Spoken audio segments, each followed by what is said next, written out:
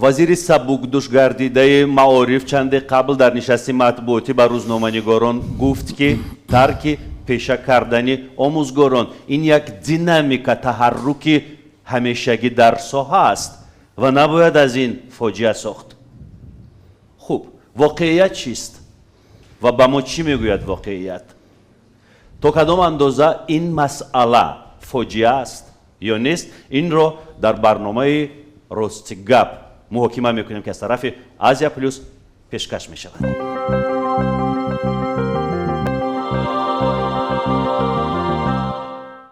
در نوبت اول میخواهم با نماینده وزارت سوال پیشنهاد کنم که مگر فاجعه هست یا نه ترک پیشه کردن آموزگاران؟ مسئله از کار رفتن یا که از مثلا ترک وظیفه کردن آموزگار در امروز در جامعه تاجیکستان در حقیقت باعثی باید تشویش باشد.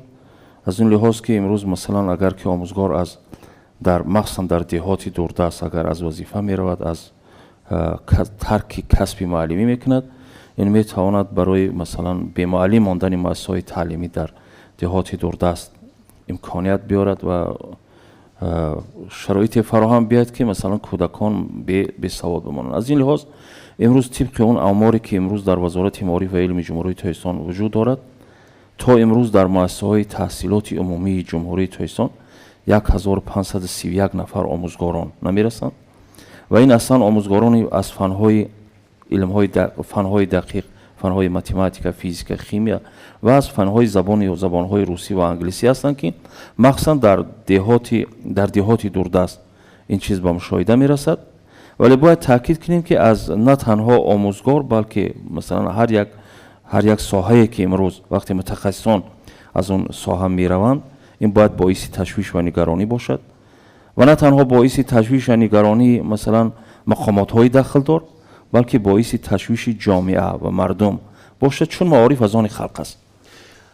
دوستان عزیز، چرا نمیرسند؟ سوال به میان میآید. یعنی وقتی که ما نمیرسند میگوییم فکر میکنیم که اصلا این آموزگاران تعدادشون اونقدر کم است که نمیرسند، ولی من رو آوردم با آمار همه ساله 16,000 دانشجویان مکتب‌های عالی را با اختصاص آموزگار در رویه‌های گوناگون علم و عرفان ختم میکنند. در یک سال 16,000 نفر دانشجویان دیپلم آموزگاری را به دست میگیرند. یعنی از اینجا برمیاد که میرسند اما کار کردن نمیخواهند. با مؤسسه‌های تعلیمی تنها اون نفرانی را ختم میگیرند که قسمتی بودجوی مثلا دانشکده‌های عالی ما را با اختصاص آموزگار ختم کردن و اونها را ختم میگیرن و فرستاده میشن. اونهایی که مثلا دانشگاه‌های ما را، دانشگاه آموزگاری ما را به طریق شرطنامه‌ای ختم کردن، اونها اختیار دارند که میتونن برن آموزگار کار کنن، میتونن که مثلا اگر که خواهش نداره میتونن که به دیگر مثلا وظیفه ها بروند. غیر از این باید تاکید کنیم که بیشتر این مثلا آموزگارانی که رشته های آموزگاری رو در جمهوری تاجیکستان ختم میکنن و دیگر کارها سفر بر میشن. مثلا بیشتر اونها پس از ختم میخوان که در اسپیرانتور تحصیل رو دوام بدن، در دکترانتور و در دیگر مسائل مثلا کارهای علمی سر کار بگیرن و یک تعداد اونها با مهاجرت مهنتی میروند، هیچ جای پوشیدن هم نیست. یک قسمتی اونها مثلا با دیگر ساختارها با کار میروند، ساختارهای قدرتی و دیگر ساختارهای مثلا که در تاجیکستان فعالیت میکنن و باید این چیز هم چون جامعه دموکراتی است، جامعه مثلا آزاد است، مثلا نسبت این مسئله زوران و یا با فشار بردن معلم به مؤسسه تعلیمی من فکر میکنم که امکان ندارد. رو میاریم با آمار در ولایت سوخت سال گذشته 3754 آموزگار ترک ساحه کرد. در ولایت ختلون 2067 آموزگار. همین گونه آمار نسبت به ولایت مختار کوهستانی بدخشان نیز هست و این آموزگارانی که ترک ساحه کردند برخی از آنها تعدادی کمشان اگر به نفقه برآمده باشند، تعداد زیادشان به مهاجرت مهنتی رفتند. من میخواهم شما بگویید که وضعیت در مکتب‌هایی که پیوندان شما تحصیل میکند چگونه است؟ شما که ختم کرده این گونه مکتب ها هستید، در زمان تحصیل کردنتون این مشکل وجود داشت یا نه؟ سوال با تماشابینان. مرحمت. من چند پیش در روسیه بودم و منم به مهاجرت رفته بودم. مثلا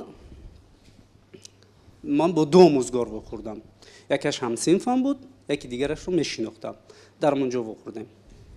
مثلا اونهایی که رفتن فرض کردیم آموزگاری رو ترک کردن، از لحاظ شرایط معیشی نداشتن، یعنی که شرایط خوب نداشتن. وقتی که یکیش با صحبت کرد میگه که در اینترنت میبینی مثلا نطقه نقل شده رو من میگم، در اینترنت میبینی مردم چقدر عجیب زندگی میکنن. یعنی اونها هم دیگر مثلا میخوان یک شرایط در یک شرایط و یک زندگی خوب داشته باشند. معاشی که با اونها پیشنهاد شده است فرض کردیم 1200 سومانی همین قدر بوده است که با میگه از این ماه تا به این ماه از مغازه ده قرضدار میشدیم و به همین خاطر رفته است که شرایطش را خوب کند و معلم ها زیاد که هستند ساعت های درسی کمتر میرسد به این گونه معلم ها و معلوم است که ساعت کمتر باشد مبلغ نیز معاشش کمتر می شود. اون معلمانی که با شما در فدراسیون روسیه بودند چیکار میکردند؟ کارهای پاککاری و تعمیر و این چیزا. ساختمانی بله. و یکیش معلم تاریخ و حقوق بود که با دیپلم دانشگاه عالی ختم کرده، دانشگاه دولتی شهر باختر سابق قربان تپه به نام ناصر خسرو با اختصاص تاریخ و حقوق. یکی دیگرش رو من میشناختم که ختم کرده دانشکده تربیت جسمانی بود و هر دوش بنابر سببی دریافت شرایطی بهتر دریافت شرایطی بهتر و هر کس به خاطر همین ترکی پیشه میکنه. ترکی پیشه کردن خودش یک اعتراض است. من نمیدونم تو چه اندازه درک میشود از جانب مسئولین همون کارخونه که همون نفر ترک میکند ساحه‌اش رو، اما این یک اعتراض است. شرط نیست که دعوا کنی، شرط نیست که ولوله فریاد بزنی. معلم تاریخ مون گفت که بچه بخون که روسیه کار کنی میره این در مترو معلم تاریخ خطی معلم چطور معلم مونه.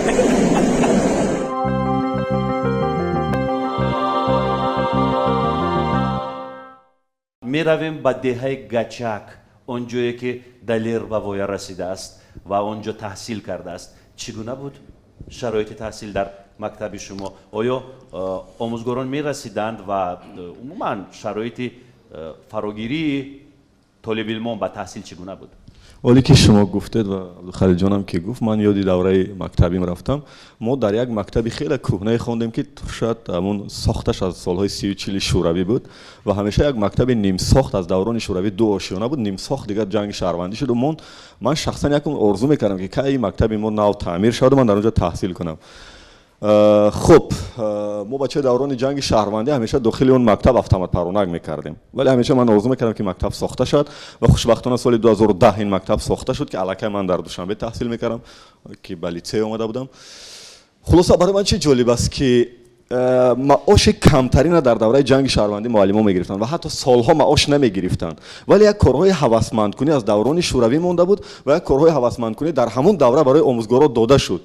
مثلا ما آموزگارایی که برای ما درس میدادن الکی از دوران شوروی صاحب خانه بودن و صاحب آبرو بودن که متاسفانه امروز معلم آبروش از دست داده است. متاسفانه تا امروز من معلمم در راه میبینم، اگر 100 متر اون طرفم باشد با عرض احترام رفته دست میفشارم و براش سلام میگم، معلم گئوگرافیا، متماتیک، شیمی اینا. و در اون دور جنگ شهروندی برای آموزگاران که ترک ساحه نکنن با کارهای هوسمندی چه بود که چند ساتیقه 40-50 ساتیق زمین‌های خواجگی داده شد که اونها میتونستن رفتن اونجا غله کش کنن، نمیدونم دیگر نیازی اولشون برآورده کنن. متاسفانه امروز در دهات جایها انا همین کارهای هوسمندکنی از طرف مقامات‌های اجرایی محل برآورده نمیشد. به هر صورت کشت و کار این پیشه معلم نیست. معلم نباید کلن بگیرد و به داخل زمین بدراید و نمیدونم کارتوشکا بکارد یا اینکه سبزی و ترب و غله بکارد. نه دوره جنگ شهروندی بود. معلم باید آنچنان معاش بگیرد که این کارتوشکا و غله دونه و این چیزها رو خودش بخرد و бениёз бошад. ما در یک کشور رمانتیکی باید زندگی نکنیم اکبرزو جان. یک کشوری که واقعیت‌ها رو ببینیم از حال آموزگار بدتر حال امروز کارمند حفظ حقوق است، کارمند صنعت است.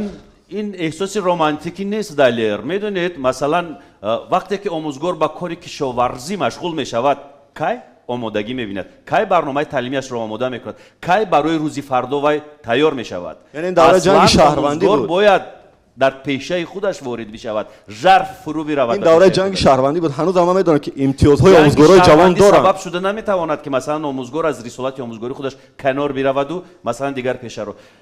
جنگ شهروندی مشکلات اجتماعی رو به بار میارد که همه رو فرا میگیرد. در اصل ما راجع به پیشه معلم و امروز از نماینده وزارت بپرسید که امروز آموزگارای جوان چی امتیاز دارن که مقامات اجرایی محل برآورده نمیکنن. آموزگارای جوان باید با خانه تامین شوند، آموزگارای جوان باید به خدمت حربی دعوت نشوند، آموزگارای جوان با امتیازهای معاش الهه‌ای دارن که درس‌های الهه‌ای که وزارت معارف شاید بهتر از ما میدن، ولی همین از طرف مقامات اجرایی محل برآورده نمیشد.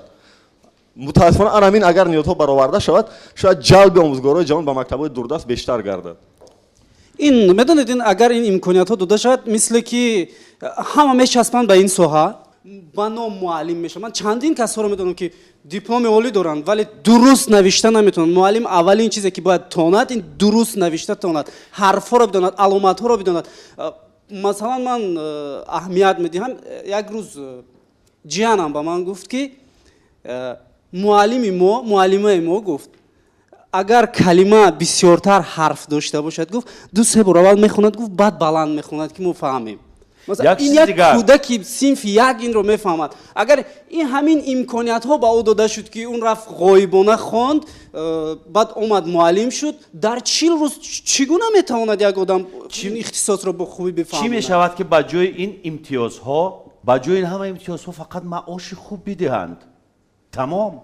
همین احتیاج داشتن باعث شده است که مثلا معلم مثل که سیمبل یا رمزی بیچارگی باشد. مثلا از روی ترحم به اون نگاه میکنن، مثلا میگن بیچاره معلم است. ولی بغیر از معلم کدام ساحه ما است که ما به او بیچاره نگاه نمیکنیم؟ کارمندا حفظ حقوق در کوچه میبینن، اونا هم بیچاره‌تر از معلم‌ها هم بیچاره. از تجربه های دولت های مترقی اگر مثال بیاریم معلمان هیچ امتیاز ندارن، نه کارتوشکای به پول میدهند نه خالتای ارد میدهند، معاش میدهند، کار میکنند. و در زمان شوروی چون میگویم که آموزگاران رو با خانه با منزل استقامتی تامین میکردند، نه تنها آموزگاران رو، تمام کارمندان ساحه های مختلف رو در زمان شوروی با خانه استقامتی تامین میکردند. اینجا آموزگاران فقط استثنا بودن نمیتوانند. ولی اینجا حرف سری چی میرود؟ حرف سری آن میرود که آموزگاران ترک ساحه میکنند و میروند. از روی آمار ما میبینیم که در یک سال 16,000 دانشجویان با دیپلم آموزگاری مکتب‌های عالی رو ختم میکنند، دیپلم رو به دست میگیرند ولی کار نمیکنند. یعنی از اینجا برمیاد که آموزگار میرسد ولی کار کردن نمیخوان. بیاید درباره سبب کار نکردن آموزگاران حرف میزنیم. و اشرف اینجا میتواند در برنامه ما یک بسیار پرسنژ خوب باشد، با اون خاطر که مکتب رو ختم کرده است و حالا میگوید که در مکتبشون چی وضعیت بود. اشرف مرحمت. Я, получается, с 2016 по 2020, с 7 класса по 9 учился в общеобразовательном учреждении. Это было таджикское общеобразовательное учреждение в Ходжанде, в районе Сайбзора, на базе которого открылись русские классы. То есть вот в первом году сразу же открылись русские классы, я перешел в эту школу. И, естественно, в нашей школе не хватало кадров, не хватало учителей.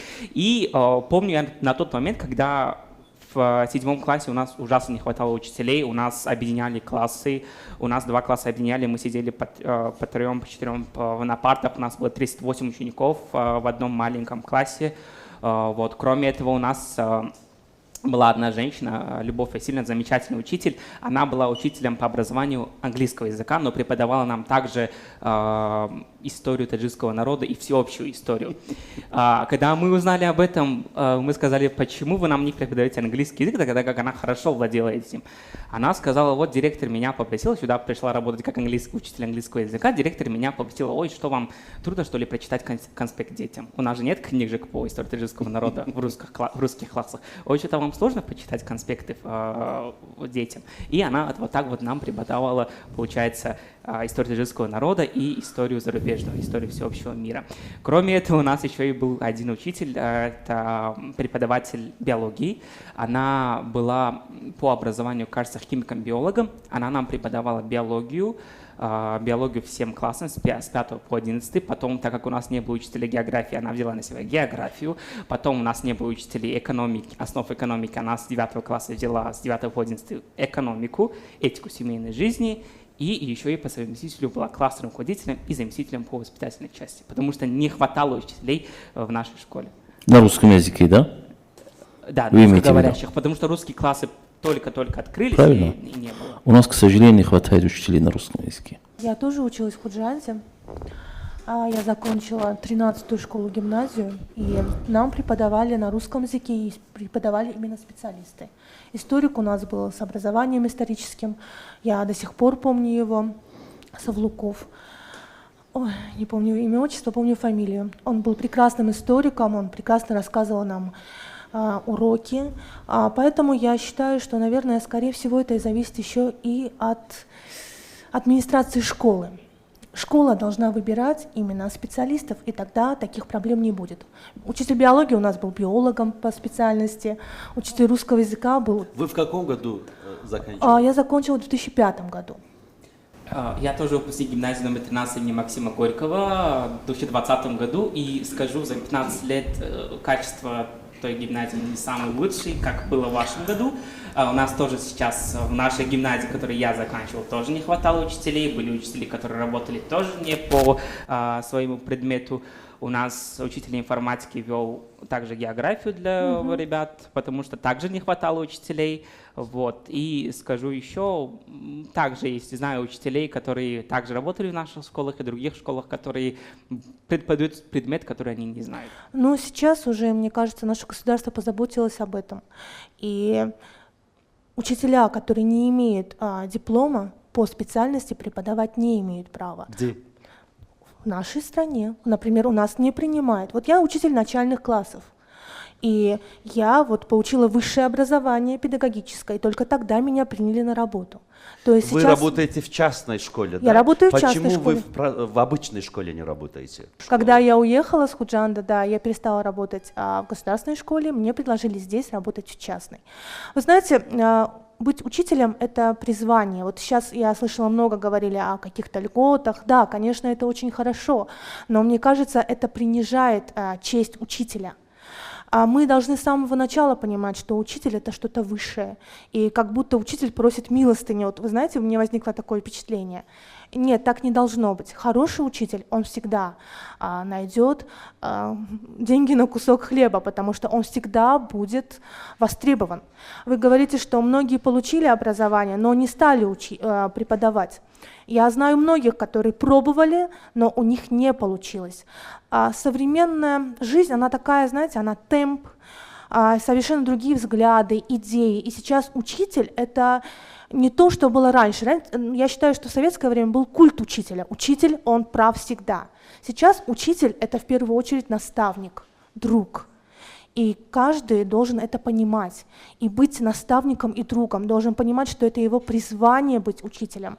И тогда таких моментов не возникнет. Меня пригласили в частную школу, и я стала работать в частной школе. Причем я А знаю... вы можете сказать, какая зарплата у вас была в той школе, а в этой школе какая разница?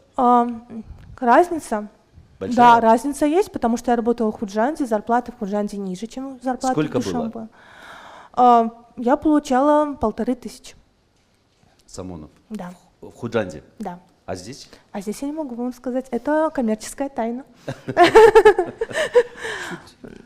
Да, чуть не согласен с вашей точки зрения о том, что учитель — это призвание, и, естественно, учитель — это призвание, но это не оправдание нищенской зарплаты учителя, я считаю, потому что я знаю, о чем говорю, я понимаю тоже вашу точку зрения. Моя мама преподаватель в Худжанском медицинском колледже, она также работает по совместительству врачом-эпидемиологом в санитарно-эпидемическом центре Худжанда, и я вам скажу, она получает не более $100 на позиции учителя медицинского колледжа, преподавателя медицинского колледжа с высшим образованием и со стажем врача более 25 лет. И поэтому могу сказать, что учитель тоже человек, ему тоже нужны деньги. Например, моя классная руководительница, она мне рассказывала, что она получает 1200 сомон. маоши ки имрӯз аз 3000 сомон боло аст кадом ки ихтисос агар чанд нафар инҷа бо прадо бо лексус мегарад аниқ ки аз пора аст вале мо дар ҳамин баробар ҳазорҳо декан ҳазорҳо ректор ҳазорҳо муаллим ҳазорҳо роҳбари курса медонем ки мана мебахшед дар душанбе 3-4 хона дорад дар ҳамин берун бмв кати мегардад ин аниқ аст ки аз ҳисоби пора аст аз ҳисоби маош нест. аз ҳисоби пора аст барои чӣ мо муаллима ҳози ба бечорагӣ маоши кам мегирад имтиёз натиемша обрӯ тиемша ҳама ҳамин ҳолат дорем фақат аз омӯзгор нагем мо як кишвари сохта исторем дар мағзамон ки кишвари афсонавӣ фақат бечора омӯзгорҳо маоши кам мегиранд ва киха ҳама лоло ҳама ҳамин шароита дорем мо инҷо омӯзгор дорем, омӯзгор нишастанд. Вазъияти шумо чӣ гуна аст ва чӣ қадар маош мегиред шумо дар бораи кору фаъолияти худатон маълумот бидиҳед? Здравствуйте. Я работаю в частной школе. Я также работала в обычной школе, государственной, более 7 лет. Меня там все устраивало. Но так как по молодости я хотела попробовать другие сферы жизни, и там у меня не получилось. И в конце концов я снова вернулась в школу. В обычную школу? Нет, сейчас, так как мой контракт закончился середине сентября, я не смогла пойти работать в обычную школу, и меня пригласили в частную школу. Там меня все устраивает. Я думаю, что зарплата зависит от работы. Как работает человек. Да, кроме государственной зарплаты, у всех сферах работы есть возможность получать дополнительную заработную плату. И это зависит от твоих способностей. Я довольна своей работой, я считаю, что я хороший учитель, и я получаю свои плюсы от своих умений. Давайте про дополнительных источников поговорим. Какие дополнительные источники у вас есть? Я дополнительно еще занимаюсь. Как с это детьми. дополнительные уроки Репетиторство. отдельно? Ну, например, мои соседи знают, что я хороший учитель, и отправляют своих детей И заниматься. сколько стоит один урок? Ну, у всех по-разному. У вас именно? Это секрет. Я довольна. Что вас заставляет брать дополнительные уроки? У меня много свободного времени, я считаю. У меня есть не то, что много, у меня есть свободное время, и я могу воспользоваться этим, почему бы и нет. То есть у вас куча свободного времени? Нет, не куча, но есть свободное время. И еще я дополню свою коллегу, нас просят всегда, например, есть те, кто учится в других школах и знают, что ты хороший педагог или хороший учитель, тебя просят позаниматься. Занимаются дополнительно не всегда, потому что не хватает денег, а иногда просто знакомые просят тебя позаниматься или какие-то друзья друзей, и знаю, какой ты специалист. Кому не нужны лишние деньги? Да, понимаете? Просто, знаете, такая ситуация, учитель сидит на работе и думает, откуда еще зарабатывать деньги. Это плохой учитель так думает. Успешный человек, он всегда неуспешный. Тот человек, который любит свою работу, он успешен в том, что он делает. Я не думала, меня просили об этом. И многие меня просят, я многим отказываю. И такое бывает, да. Вы бесплатно преподаете? Нет. Не, дополнительные уроки я имею в виду. Нет. Даже вот за оплату мне приходится отказывать, потому что вот у меня есть время на одного ученика, я с ним занимаюсь. Ну, все сводится к деньгам опять же. Да, все сводится к деньгам. А какая есть профессия, которая не сводится к деньгам? Ну вот, мы к этому и ведем. Мы к этому и ведем.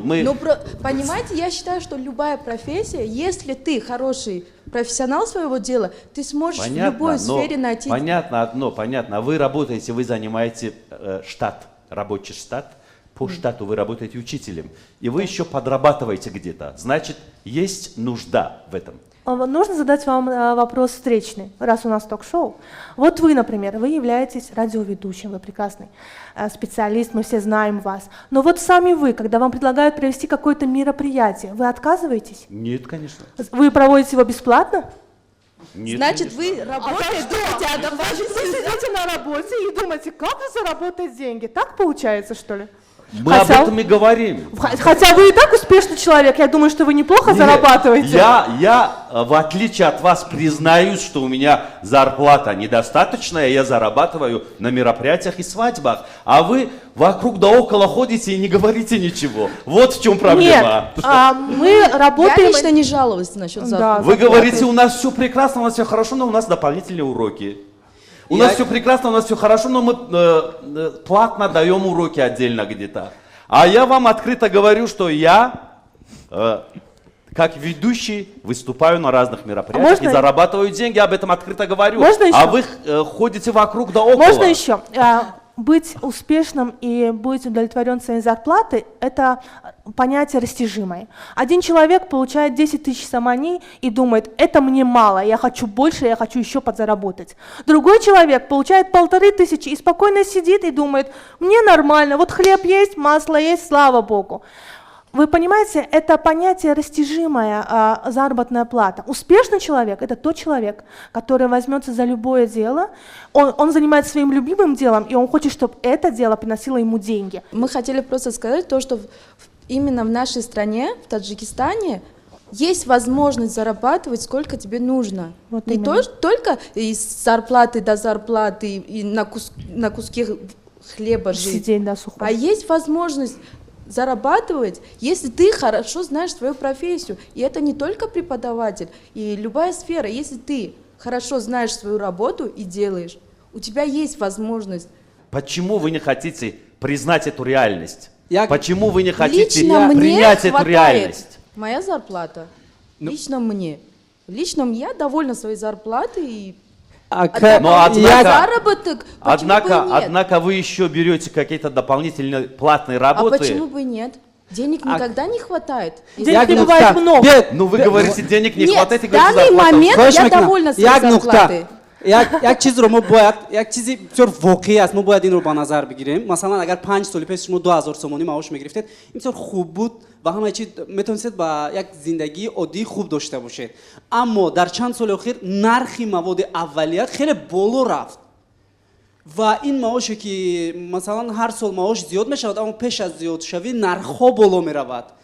ин боис мегардад ки шароити маишӣ тавре ки мо мехоҳем ин гуна нест. Масалан агар дар деҳоҷоҳо шумо ба дафтари қарзи мағозаҳои деҳаҳо биравед, аз ҳама қарзоре ки масалан онҳое ки корҳои фарз кардем духтур ҳастанд ё ин ки муаллим ҳастанд ё ин ки ҳар коре ки кори давлатӣ мекунанд, қарзори аз ҳама бисёртар онҳо ҳастанд. Яъне аз маош ба маош зиндагӣ мекунанд. Як рӯз то масалан 8 соати корӣ муайян шудааст. Ин чизое ки муаллима мегӯянд масалан ба назар меояд як назарпардозӣ аст. як чизи дигар бо мехоҳам ки мо чаро одат кардем ба ҳамун мағзи ки дар давраи шӯравӣ 70 сол зиндагӣ кардем. Яъне системаи шӯравӣ ҳамин гуна буд ки як нафар 8 соат кор мекард, 4 нафарро мехӯронд. Дигар система дар кулли дунё тағйир хӯрд. кишварҳои аврупову амрикоӣ аллакай ҳеҷ кас дар як ҷо кор намекунад. мисоли ин ки агар ману шумо ҳоди дар як радиои давлатӣ кор мекардем, аз 1200 сомон боло маош намегирифтем ва нолида мешидем мисли 1000 омӯзгори дигаре ки дар мактабҳои давлатӣ кор мекунад. мутаассифона. вале воқеан фоҷиа инҷост ки ин дум омӯзгори хубам аз мактабҳои давлатӣ омадан ба мактабҳои хусусӣ то ин ки маоши бештар бигиранд. худаш намунаи он аст ки ҳоли омӯзгори давлатӣ хеле хароб аст.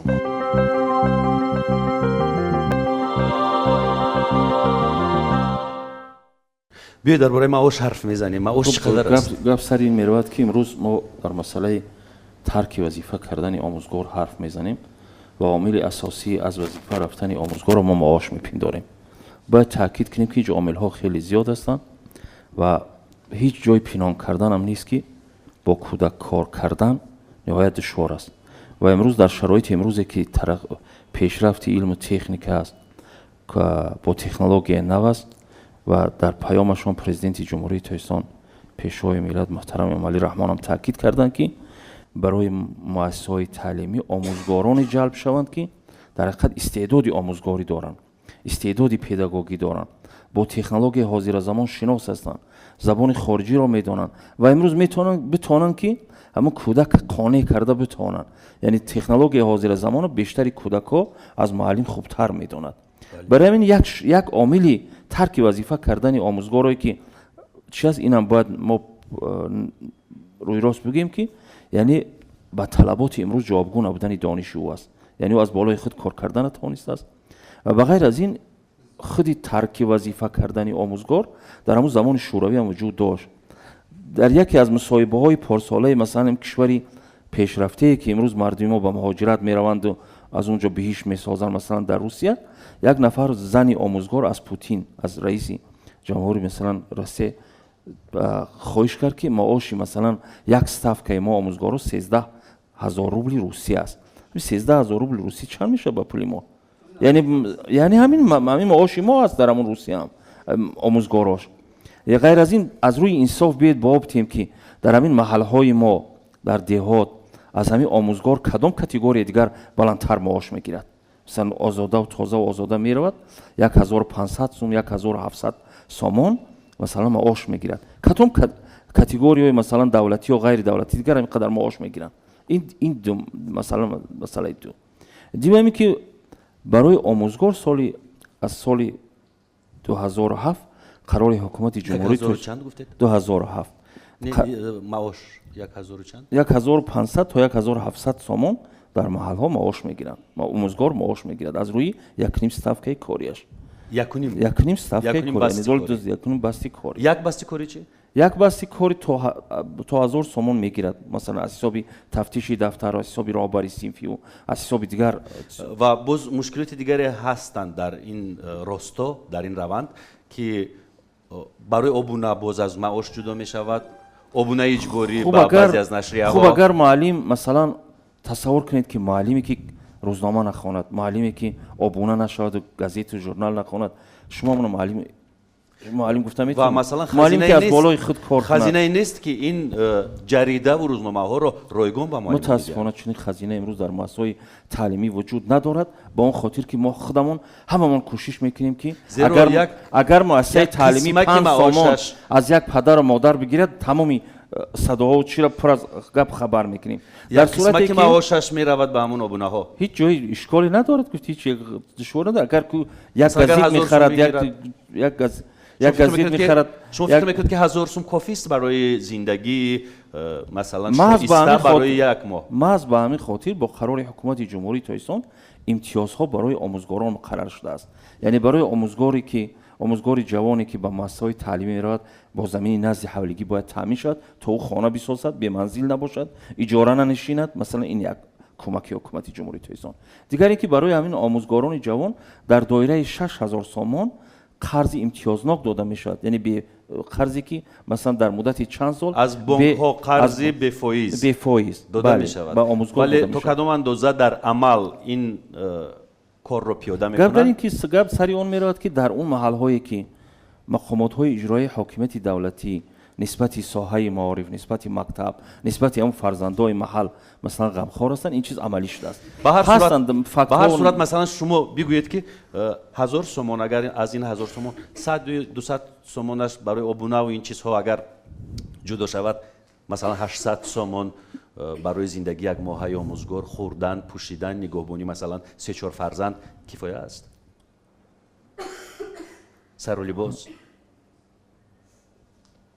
خیر در صورتی که من در بالا تاکید کردم، در صورتی که امروز ما از بودجه دولت برای آموزگار مبلغ جدا میشد، مثلا شما در کیسه‌تون اگر پول ندارید میتونید که یگان مثلا فرزندتون رو مبلغ بدید. نه البته امروز بودجه دولت همین قدر اقتدار دارد.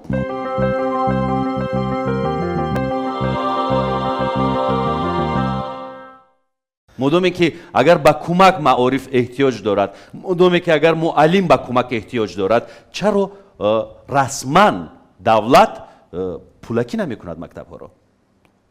که هر یک پدر، هر یک مادر مثلا مبلغ معین را وارد کند برای نگهداری سیستم معارف. مبلغ زاری سری کسی گفتیم ما در جاری شده است در کشورهای حتی پیشرفته عالم، حتی در امریکا هم همین پدر و مادران مبلغ زاری میکنن یک قسمتی ساحه معارفه.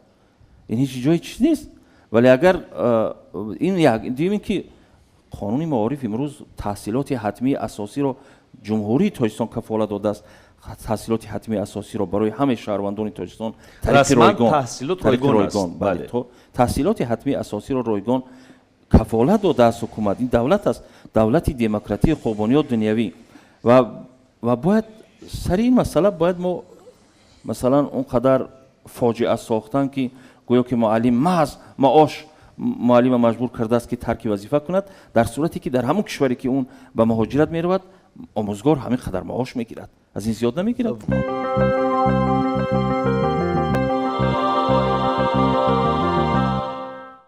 инҷо ман мехоҳам ки шумо бигӯед ки шумо омӯзгор кор кардед, шумо бигӯед ки дар вақти омӯзгориятон бо кадом душвориҳо рӯбарӯ шудед ва сабаби рафтани шумо аз ҷои коратон чӣ аст?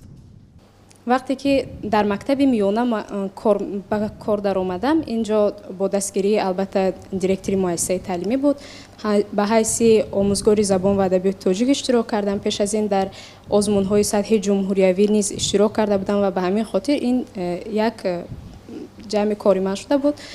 ва соли аз дуюм курсӣ, яъне соли 2019 аллакай ба фаъолият шурӯъ кардам ва бо боварӣ гуфта метавонам ки аз уҳдаи идораи синф мебаромадам. дарсҳо хуб буд, зеро дар оилаи омӯзгор калон шуда будам. ва аз ҳама мушкилии асосӣ ин аст ки вақте ки аз хонанда ту ҳамон вазифаи додагиата талаб мекунӣ, падару модарон аз ин кори ту норозӣ мешаванд. бинед баҳои муаллим, ҳозир сиёсати муаллим чи аст? талабаро гапи ҳақ гуфтан намешавад. ҳозир масъалаи аз кор рафтани омӯзгорон агар аз як тараф ишқ надоштан ба касби омӯзгорӣ бошад, аз дигар тараф муносибати ҷомеа бо омӯзгор аст. яъне бубинед, омӯзгоре ки сахт мегирад талабаро, омӯзгоре ки талаб мекунад амон вазифаи додагиаша ба ҷомеа писанд нест ва омили асосии ин иқтисодӣ меистад. дигар омилҳо аллакай дараҷаи дуюм сеюм мегузоранд. албатта агар ки иқтисодиёти мамлакат ҳамин қадар аст ва омӯзгор ҳамин қадар мегирад, инҷо ҷои ягон вай нест. яъне ҳамин. баъд як чизи дигарро бояд қайд кунам ки рӯзи 22 феврал дар донишгоҳи миллии тоҷикистон конференсияи ҷумҳуриявӣ, яъне нақши маориф дар мубориза бар зидди терроризм ва экстремизм доир гардид ва дар он ҷо маъруза карданд. ҳама профессорон, сиёсатмадорон, ҳама яъне таҳлилгарони ҷомеа буданд ва гуфтанд ки дар ҳоли ҳозир дар ҷумҳурӣ аллакай 90% корҳо барои таъмини маорифи кишвар корҳо анҷом дода шудаанд, лекин баъзан ҳамин чиз вай аст ки хонандагон худ хоҳиши хондан надоранд. баъд дар он ҷо боз як нафар сиёсатшиноси дигар зикр кард ки барои оне ки хоҳем ки мо хонандагон хоҳиши хондан пайдо кунанд, бояд ки обрӯи муаллим дар ҷомеа баланд бардошта шавад. обрӯи муаллим, амин вайҳо бояд ки мо бар назар бигирем. ин як омили иқтисодӣ шуда наметавонад ва на ҳамаро ба омӯзгорӣ ҷалб кардан лозим аст. бинед имрӯз бисёриҳо мераванд дар донишгоҳ таҳсил мекунанд, лекин аз дили нохоҳан мераванд. баъзе инҷо мебахшед, ҳозир агар масъалаи хизмат гӯем, бо ҳама масъалаи хизмат мечаспад. баъзе нафароне ҳастанд ки аз хизмат мегурезанду мераванд амунҷа пул месупоранд, таҳсил мекунанд. охир аз ин гуна нафарҳо мо киро интизор шавем? омӯзгори ояндаро? аз оне ки худ аз хизмати ватан мегурезад, оянда фарзанди мардум ба вай чӣ метиҳад? аз манфиатҳои миллӣ бигирез, аз вайҳо бигирез, ё ин ки баъзан корҳое мешавад ки дар байни ҷомеа вақте ки мо меравему дар маъракаҳо вайҳо, баъзан мепурсанд ки духтар таҳсилро идома медиҳад? ҳа, ҳечӣ нашуд, омӯзгор ё духтур намешавад. бинед фаҳмиши мардум то куҷо рафтааст. ва ин чиз ислоҳот талаб мекунад. на ҳар кас бояд ба омӯзгорӣ ҷалб карда шавад. бигузор имтиҳоноте ки қабул мекунанд, аввал бинанд ки ҳамон хонанда синфи 11 хатм кардааст, пеш аз ин дар доираи ҳамин чиз ягон вай дорад, таҳкурсӣ дорад ё не? Согласен также с вашим мнением о том, что, справедливости ради надо отметить, что учащиеся, которые учатся в общих образовательных учреждениях Таджикистана, они тоже не хотят обучаться и не уважают учителей. То есть, я сам недавно закончил школу и сам был свидетелем того, что, ученики, и есть ученики, которые свинско относятся по отношению к учителям, их не уважают. То есть, допустим, избалованный ребенок, который обучался лет 9 в частной школе, где в частной школе ученик является не только учеником, но и клиентом, который платит хорошую сумму и к нему, естественно, хорошо относится. И вдруг его решили перевести в частную школу, в общую государственную школу. Он вот этот менталитет клиента и менталитет клиента в школе, он переменяет, хочет вот это вот также применить в государственной школе. То есть он к учителю относится как к человеку, который предоставляет образовательные услуги. Хотя в частной школе мы не платим. Но мы платим, естественно, мы платим родительские взносы, за это мы подписываем договора, но в принципе учеба в общем образовательном учреждении государственная, она бесплатная. И ученик позволяет себе вот так вот свински относиться к учителю, требовать от него что-то, повышать на него голос. Естественно, ни у какого-то учителя нет мотивации дальше идти преподавать на это. Что сейчас мешает учителю повышать свою квалификацию? Наше государство все делает для этого. У нас есть курсы повышения квалификации, на которые мы должны проходить каждый год.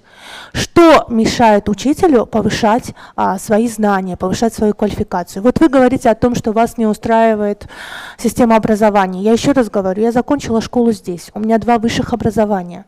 И вы знаете, в моей практике мне не встречалось ни одного учителя, который был бы некомпетентен в том, что он мне преподавал. Мне преподавали отличные учителя, я им очень благодарна. Вам Я очень повезло. искренне. Мне повезло, почему не повезло вам? Потому что в вашей школе были хорошие учителя. Нет, я говорю и про высшее образование, я говорю и про университеты. Что касается учеников, которые ведут себя по-хамски, простите меня, но такое было всегда, есть и всегда такое будет. Мы не урокодатели, мы педагоги-психологи. И каждый учитель должен уметь общаться с таким учеником. Вы говорите про частную школу, что мы относимся к своим ученикам как к клиентам. Вы не правы. Лично моя методика моего преподавания это в том, что я уважаю личность.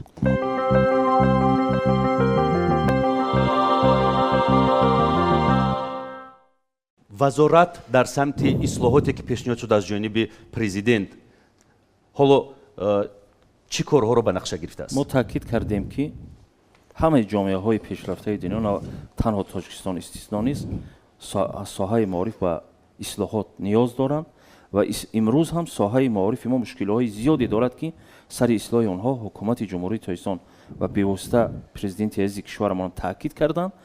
яъне ислоҳоти хеле ҷиддиро гузарондан зарурат дорад ва ислоҳот ногузир ҳаст, мешавад ислоҳот ва махсусан дар самти таҳияи китобҳои нави ба талаботи имрӯз ҷавобгӯ дар масъалаи ҷалби ба муассисаҳои таълимӣ ҷалб кардани омӯзгорони пешқадам ва омӯзгорони дорои тафаккури баланди эҷодиву илмиву педагогӣ дар самти бо компютер ва воситаҳои нави техникӣ технологияи ҳозиразамон таъмин намудани ҳамаи намуди муассисаҳои таълимӣ аз муассисаҳои томактабӣ сар карда то мактабҳои олӣ инчунин фароҳам овардани як фазои демократию озоду масалан мақбуле ки масалан ҳам омӯзгор шароити хуби масалан фаъолият кардан дошта бошад бо кӯдак сару кор гирифта бутавонад ва ҳам кӯдак масалан дарки масоиле ки имрӯз масалан омӯзгор барои умедият дарси муаллимар бовад замзамаи муҳаббате ҷумъа ба мактаб оварад тифли гирейспойро ана ҳамин гуна фазо дар фазои муассисаҳои таълимӣ ба вуҷуд овардан имрӯз мешавад ва гуфтем ки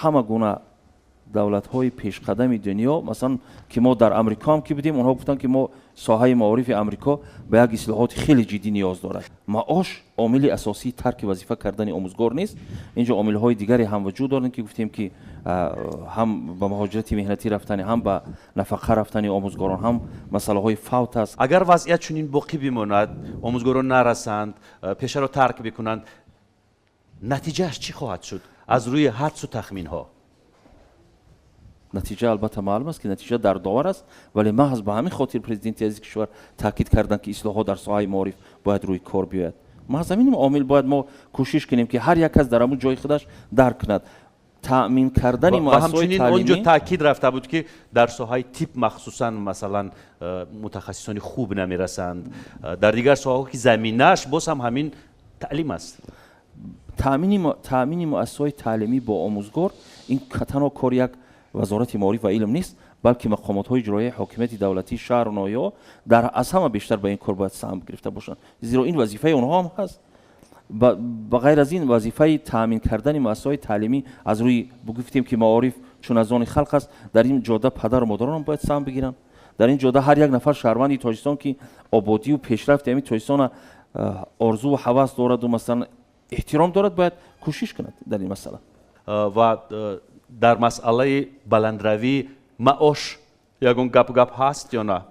در پیام آخرشان چون که ما دیدیم که ازبکستان گفت که معاش آموزگاران رو در چند سال اخیر باید تا $1000 بردارند، یعنی به همین اندازه $1000 در پیام بردارند. آخرشان پرزیدنت جمهوری تاجیکستان پیشوای ملت زمان تاکید کردند درباره 20% زیاد نمودن معاش آموزگاران و بالا برداشتن استیپندیای دانشجویان.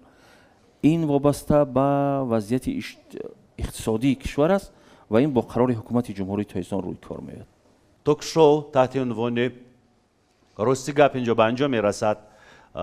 به هر صورت از نتیجه بحث امروزه خلاصه چنین است: فاجعه واقعا وجود دارد، چون که ما میبینیم تعداد زیادی آموزگاران ترک پیشه میکنند میروند. اگر یک مقدارشان نفقه برایند، تعداد دیگرشان عموما به دیگر ساحه ها بروند. قسمی زیادی آموزگاران میروند به مهاجرت مهنتی. تا کدام اندازه فاجعه بودن این مسئله رو ما طول این ساعت در توک شوی راست گپ محاکمه کردیم که از طرف آزیا پلیس پیشکشی شما گردید. به هر صورت با تمامی آموزگاران موفقیت تمنا میکنیم و مطمئنیم که این اصلاحات وضعیت را کمی تغییر میدهد. سلامت باشید.